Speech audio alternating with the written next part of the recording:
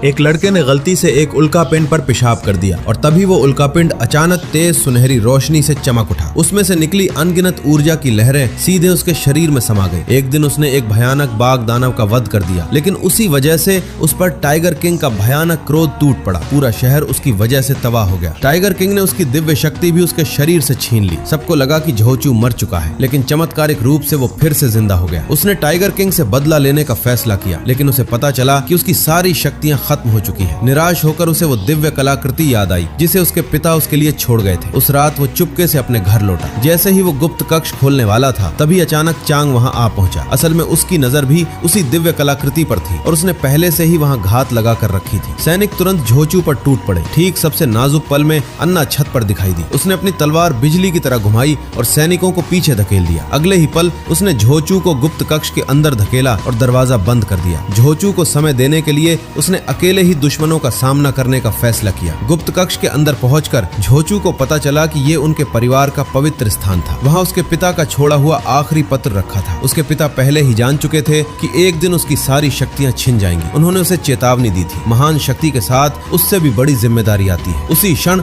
दिव्य कलाकृति ने झोचू के रक्त को पहचान लिया और अपने आप उसके शरीर से जुड़ गई। फिर एक बार वही सुनहरी रोशनी पूरे कमरे में फैल गई। धीरे धीरे उसकी दिव्य शक्तियां वापस लौटने लगी। उधर बाहर अन्ना पूरी तरह लहूलुहान हो चुकी थी। इतनी बुरी तरह पिट चुकी थी कि उसके मुंह से खून बह रहा था। चांग हू ने उसके सिर पर भी जोरदार लात मारी। जैसे ही वो उसे खत्म करने वाला था, उसी पल झोचू ने एक ही वार में उसे दूर जा फेंका। अन्ना ने उसे देखा और समझ गई कि अजय झोचू वापस लौट चुका है। झोचू ने पहले उसकी सुरक्षा सुनिश्चित की, फिर वो धीरे धीरे कमरे से बाहर निकला। इस बार उसने ठान लिया था कि टाइगर किंग से हर अन्याय का हिसाब लेकर ही रहेगा।